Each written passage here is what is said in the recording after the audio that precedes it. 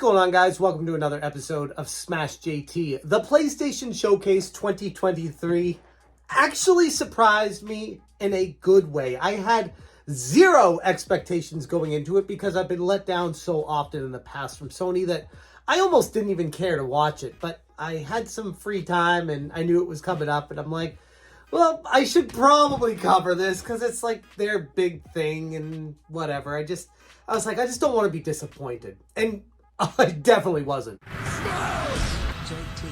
Shout out to the Game Beaters, Dan B, for sending me the t-shirt. You guys rock. Also got a new sticker to put on my computer. Appreciate you guys. And also, if you're new to the channel, hit that subscribe bell for notifications. Check out smashjt.com and every other thing that I want to promote right now. But let's get to what we want to actually talk about. The PlayStation Showcase 2023. Huge array of stunning announcements and game revelations. And even a new console? I don't know. I'm not sold on Project Q. I saw it. I was interested at first. I was like, oh, here's the PlayStation competition, Sony's direct attack at the Nintendo Switch. Their Steam killer, you know. No, it's an in-home Wi-Fi streaming device for your PlayStation 5 that you already have to own. And at that point, why not just turn your TV on and play your PlayStation 5? I'm sorry. I'm not going to fall for the hype for this Project Q thing. I think it's neat.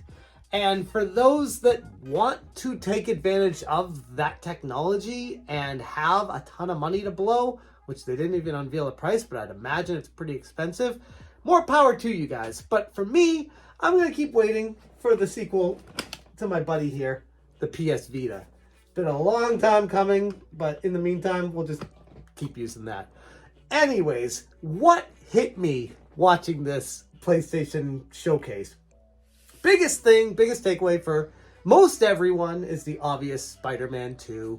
It was insanity. And yeah, they showed like a 12-minute trailer gameplay reveal and it looked incredible.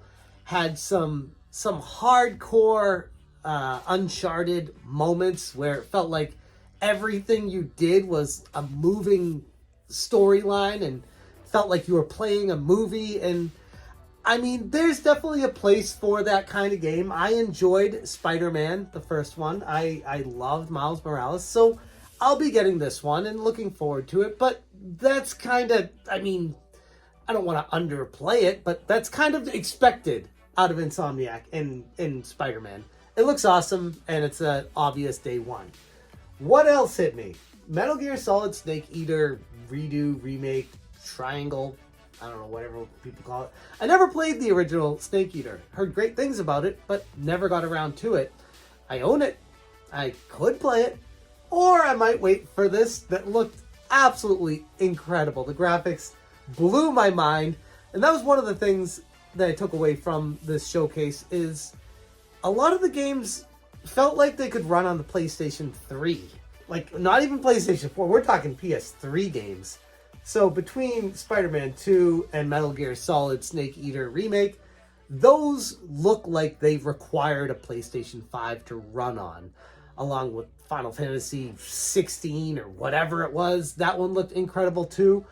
But other than that, everything else looked like it could definitely run just fine and look pretty much the same on a PS4, completely negating the reason for a PS5. But that's another story and another question to talk about in another video for another day. Square Enix had Foam Stars, which was basically a Splatoon ripoff. And instead of spraying paint everywhere, you're spraying colored foam. And instead of cartoony characters, they're Fortnite styled. So you see the crowd that Square Enix is trying to go after. Their numbers lately have not been fantastic. So they're probably getting a little bit desperate to join whatever the crowd is trending on. So it makes sense from that perspective. Not really my style of a game or my family's, but there's definitely an audience out there for it, and that one's sure to at least initially be a huge hit. And even though it was announced like 11 months ago from Devolver Digital for Switch, Xbox, Steam PC, and PlayStation 5, the Plucky Squire really caught my eye. It started off and I'm just like, all right, this is a very retro looking, old school, generic, 2D platform RPG type game. Okay, cool. And then it starts to transition into more modern 3D graphics. You see the character pop off the screen almost, and there's different environments to walk through. One of them where it turns 3D, but he actually goes back into being 2D on a staircase. It was reminiscent of parts of Super Mario Odyssey that I really enjoyed, and it's a style of a game that I've been waiting for. I wanted something like this. I just couldn't verbalize it. It was one of those when you see it, you know it type games. And yeah, I know it. This is going to be a very special game and a sleeper of a hit. The other big one for me was Teardown, which was kind of like a Minecraft meets GTA style game, which I never thought I'd put those two things together, but here we are, and it looks like a lot of fun. Unfortunately, with a game like this, it's hard to tell. It looks like it has the potential to be fun in the trailer, but it's one that I'd want to play a demo of to get a feel for how it actually plays and if it's as fun as I think it's going to be, because there's a lot of potential for this one to be fantastic. They waited a while, almost 45 minutes into the presentation to talk about the PSVR 2, but it did not disappoint between Ghost Rider 2, Helldivers 2, Sword of the Sea, and the big one for me, Resident Evil 4 Remake VR mode from Capcom. Insane. Like, it looks so good that it was, some could say, a system seller for something that many have been conflicted on if it's actually selling as well as Sony thought it would or not. This game might actually make me go out and buy a PSVR 2 when I see it, because it looked that good. There were a bunch of other games announced. Alan Wake 2, Assassin's Creed Mirage.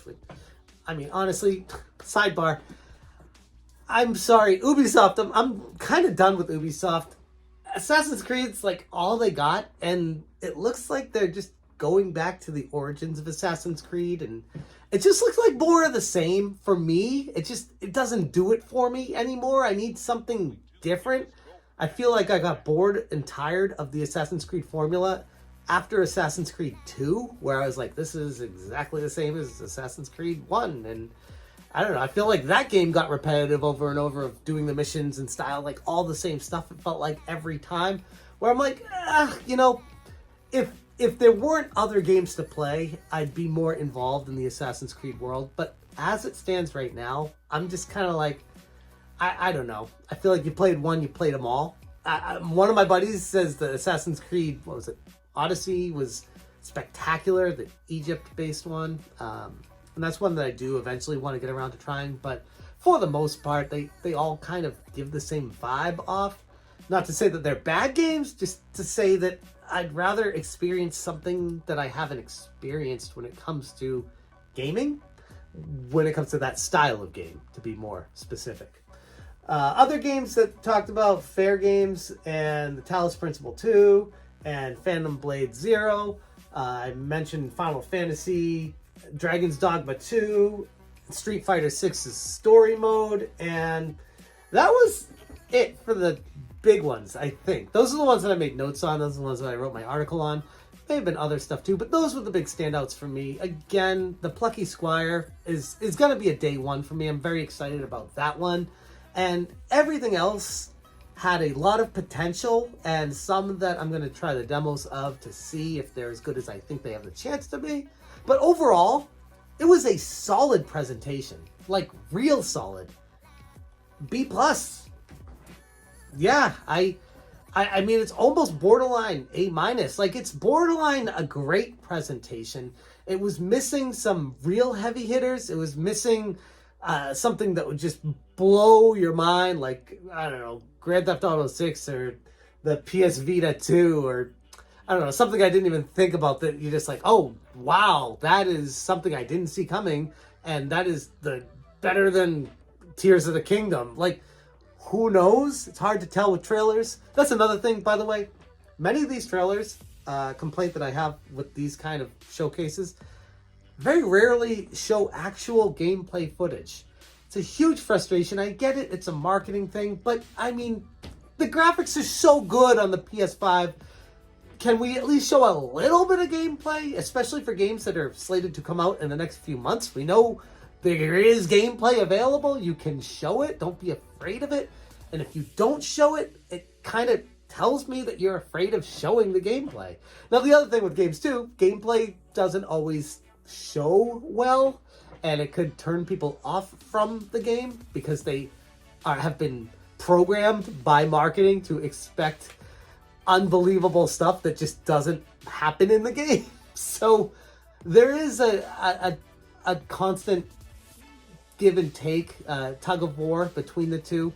I would just really prefer more gameplay if possible in the future. Sony's been pretty bad at showing gameplay, same with Xbox. If anything, I'd say Nintendo is the only one that consistently does show gameplay, and maybe that's because their graphics and stuff aren't as powerful, so showing the pre-rendered stuff doesn't really change it that much anyways.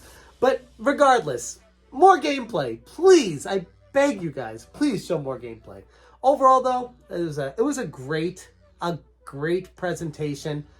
Missing a few key things, but no complaints over here from me as far as expectations being extremely surpassed. So, yeah, that is the PlayStation Showcase 2023. For more details and videos of all the things unveiled, check out smashjt.com. Subscribe to the channel, bell for notifications, leave a comment, hit that like button. I'll catch you on the next episode. Thank you for watching, and you stay smashing. Smash